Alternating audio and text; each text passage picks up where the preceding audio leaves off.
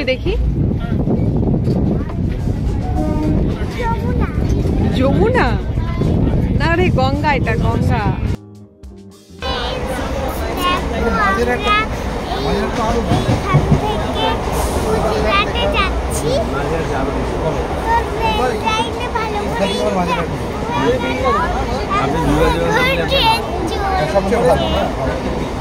আমি নেমে একদম সামনে দেখবেন একটা সামনের দিকে রাস্তা দেখে।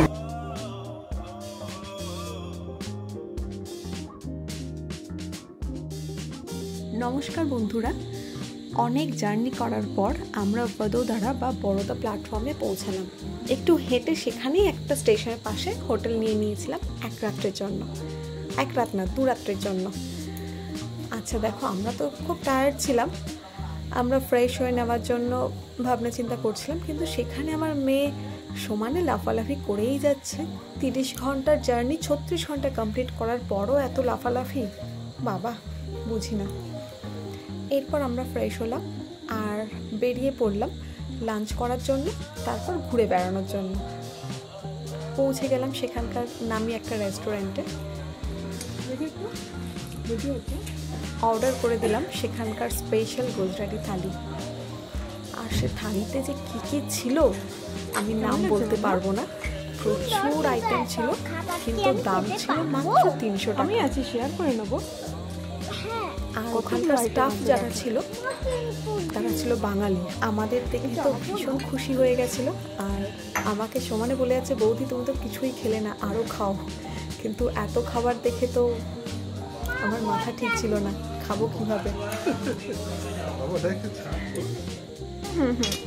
বাবা রাখো রাখো ওটা।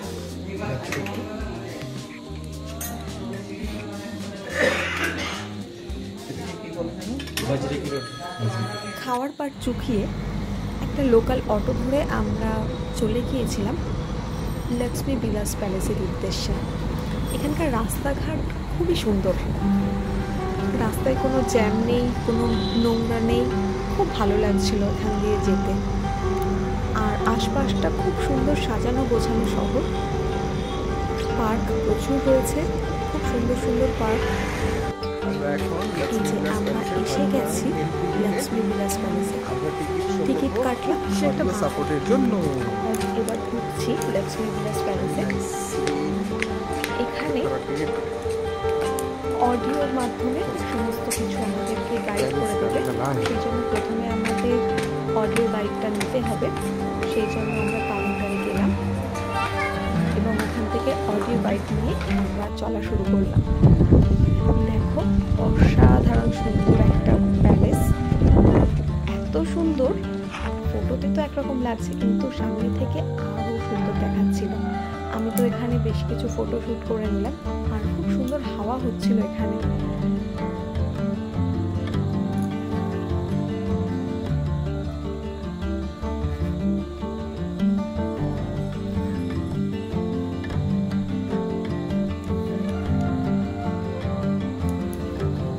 অনেকক্ষণ ফটোশ্যুট করার পর খেয়াল এলো কি পরের ডেস্টিনেশনেও যেতে হবে। আর এরই মধ্যে আমরা দেখে নিয়েছিলাম এখানে যে সমস্ত সংরক্ষণ করা রয়েছে, যে সমস্ত জিনিস সেগুলোকে এর ভেতরে রয়েছে। সেখানে মোবাইল নিয়ে অ্যালাউড ছিল না, রেস্ট্রিকশন ছিল ফটো বা ভিডিও করার জন্য। সেই জন্য আমরা সেগুলো দেখে নিলাম, কিন্তু ভিডিও করতে পারিনি।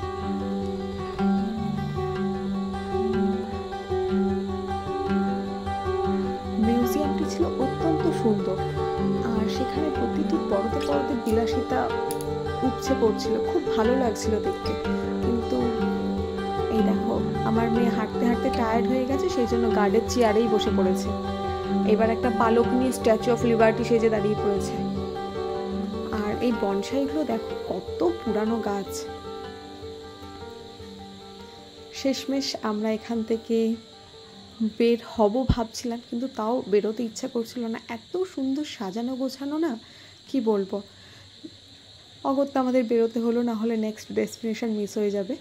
আমরা আবার একটা লোকাল অটো নিয়ে নিয়েছি।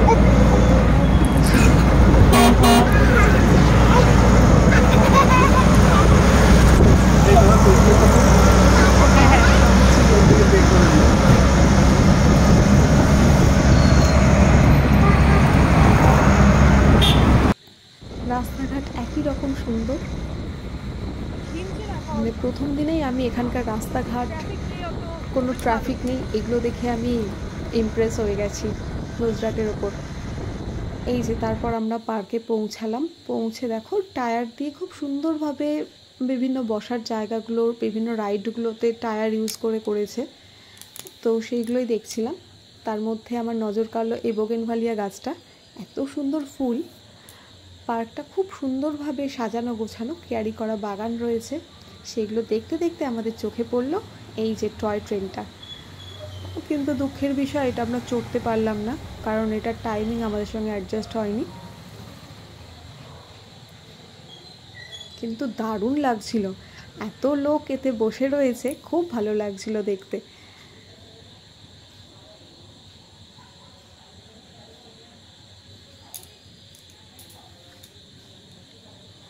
আমরা চলে গিয়েছিলাম চিড়িয়াখানা দেখতে। চিড়িয়াখানাতে প্রথমে দেখলাম যেগুলো, সেটা হচ্ছে এই যে ক্রোকোডাইলগুলো এতটাই বড় ছিল না, ওই যে নড়ছে কি বলবো তোমাদেরকে। এটা তো আমি অনেকটা দূর থেকে পিক নিচ্ছি, কিন্তু অসাধারণ ছিল।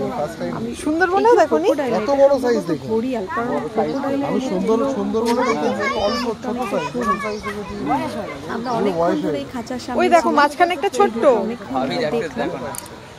এই দেখো এই যে এর বেবিরাও রয়েছে মাঝখানে একটা ছোট্ট, দেখো দেখতে পাচ্ছ, ওই আইল্যান্ডটা প্রচুর ভর্তি। এখানে না এইগুলো ন্যাচারাল, কারণ আমরা একটা এই যে ব্রিজটার নিচে আমরা দেখছিলাম, সেখানে প্রচুর রকম ঘড়িয়াল রয়েছে। ছোট্ট একটা জলের ধারা রয়েছে, তার মধ্যে এখানে ঘড়িয়ালগুলো ঘুরে ঘুরে বেড়াচ্ছে। আর এই ব্রিজটা কত সুন্দর নতুনভাবে বানিয়েছে, ওদিক থেকে শর্টকাট রাস্তা ছিল। এই ব্রিজের নিচে প্রচুর কুমির ছিল। খিদে পেয়েছে বাঘটা, দেখো পেটটা পুরো ঝরে গেছে। চলে এসেছি বাঘের খাঁচার সামনে। বাঘটা সুন্দরভাবে হাঁটছে। আর আমরা যেহেতু বিকাল টাইমে এসেছি না, সম্ভবত এদের খিদে পেয়ে গেছিল।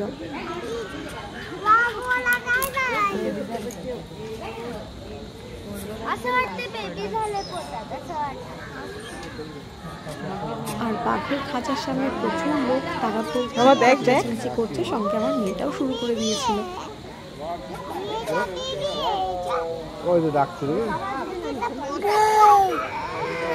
ওই রেসপন্স করলো, খুলে পড়ে যাবে।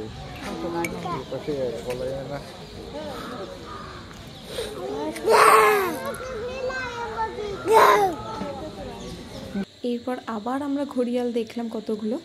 এখানে ঘড়িয়াল খুব ন্যাচারাল।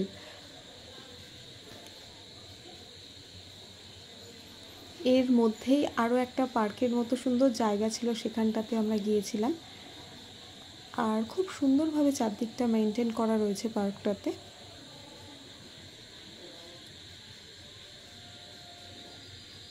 আমার মেয়ে তো দেখো বাঘের খাঁচার সামনে এমনভাবে দাঁড়িয়ে মনে হচ্ছে কি ওর মধ্যেই ঢুকে যাবে। আর এই দেখো এরপর কি করছে, ও ফেরার সময় না ও জানি না কি একটুখানি হাঁটছে, তারপর আবার ইচ্ছা করে পড়ে যাচ্ছে। ও খেলা পেয়েছিল এটাকে, দেখো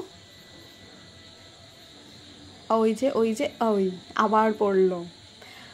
ও সমানে এই জিনিসটা করছে, ও আমাকে দেখছে, দেখে ওর পাপার পিছনে দৌড়াচ্ছে, আর সমানে এরকমভাবে পড়ে যাচ্ছে। আবার দেখো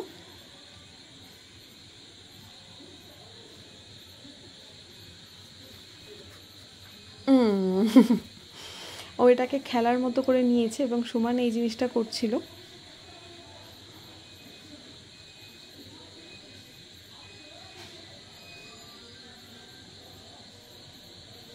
এর এই দুষ্টুমিগুলো ভালো লাগে, কিন্তু মাঝে মধ্যে এতটাই দুষ্টুমি করে ফেলে না, তখন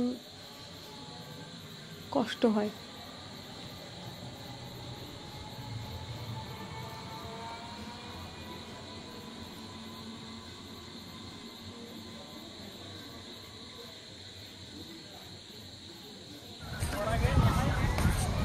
ব্রিজটা অনেক বড় ছিল, যেতে আসতেই আমাদের অনেকটা সময় লেগে গেছিল ব্রিজটার উপর থেকে। এই যে এখানেরা কি দেখছে ভেবে আমরা উঁকি মেরে দেখলাম,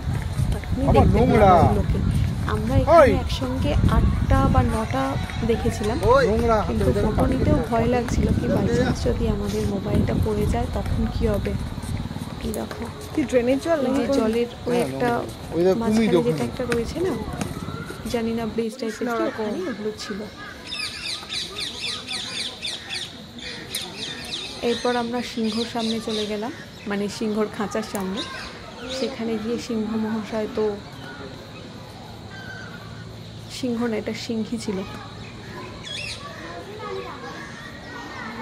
সিংহটা উল্টো দিকে ছিল। খানিকক্ষণ পর ওকে দেখা গেছিল, সম্ভবত সেটার ভিডিও নেই আমাদের কাছে। আসলে সারাদিন আর ইচ্ছা করছিল না ভিডিও করতে, মোবাইলের চার্জও পুরানোর দিকে ছিল, সেই জন্য পুরো ভিডিওটা আমি করতে পারিনি।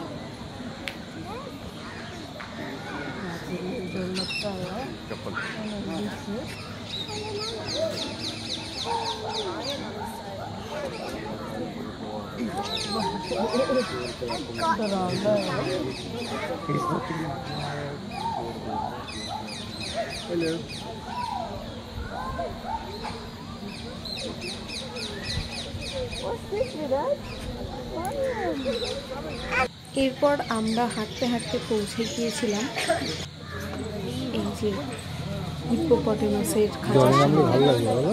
জলের মধ্যে তো অনেকবার দেখেছি, কিন্তু এরকমভাবে খুব বেশিবার দেখিনি।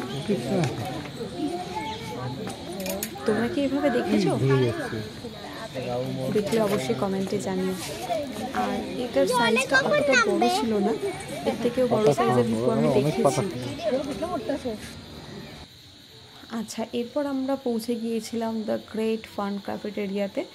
এখানে ইডলি, ধোসা, বড়া এ টাইপের অনেক কিছু পাওয়া যাচ্ছিল।